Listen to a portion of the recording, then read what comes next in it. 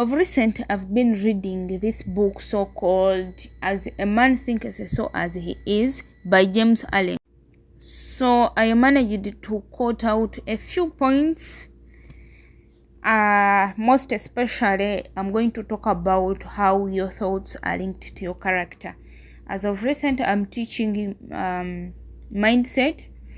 We are seeing how can we set our mind to achieve our goals. As a man thinketh, so as he is. So you are literally what you think you are. Your character being the complete sum of all your thoughts. Take an example of a seed. If you plant a seed, it grows, it goes through the blossom stage until you harvest. So as well, your thoughts are like a seed. So the thoughts you plant in your mind, those are the seeds you plant. And joy and suffering are the fruits that bear from the seeds that you planted in your mind. So if you plant evil thoughts, you harvest suffering. And if you plant good and useful thoughts, you harvest joy. So another point I managed to quote out is that you will find truth connected with your being. If you dig deep into your soul, that is to say you are the maker of your character, the molder of your life, the builder of your destiny. So watch and control and alter your thoughts.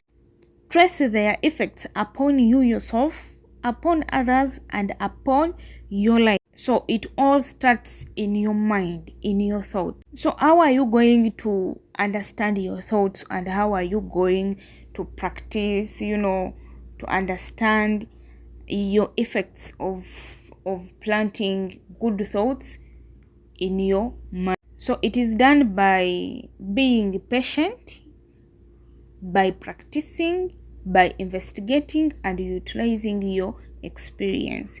If you undergo anything that needs your mind, you treat it as an experience. You understand that this was a result of this, and you control exactly the roots. You control the taproot, the taproot of your thought that brought out that experience. Another point is that your mind is like a garden. Just as a gardener cultivates, his garden, keeping it free from weeds and growing the flowers and the fruits which he requires.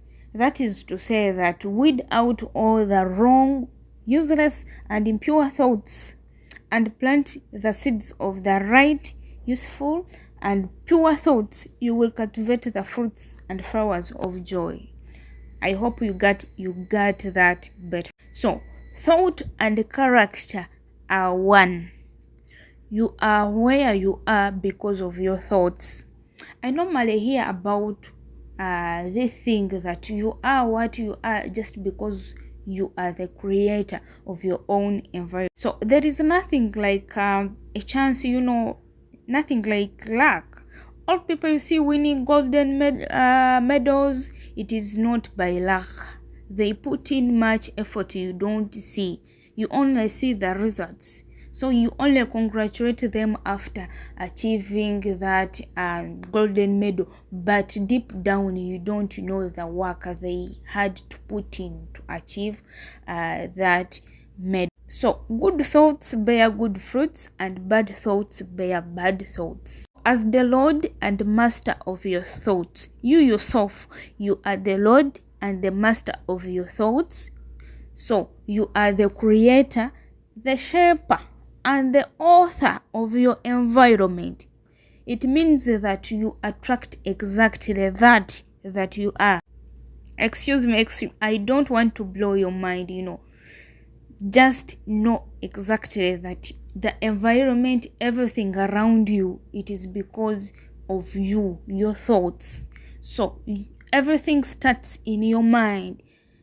Every person you see that has achieved success, it started in his or her mind. So your wishes and prayers are only gratified and answered when you harmonize with your thoughts and actions. So here I'm going to ask you, how do you interpret your prayer? So there is too much in a prayer, and if you dig deeper in these people who have achieved success, those people are good prayers. So the difference between praying, or why do those people do pray, you may not see them always in the church, but they every day on their morning timetable they have to pray. Why? Because when you're praying, you're like meditating, you're tapping into another energy of you yourself. You're tapping that subconscious mind, you're connecting your imagination. That is why a prayer includes a faith. That is why in my modern environment where I grew up, I was taught that when you're going to pray, you first ask for forgiveness. After asking for forgiveness, you ask what you want. After asking what you want, then you thank that you have received it. That is faith. By thanking is faith that you have already received. Then that energy is the same energy you use in this current world.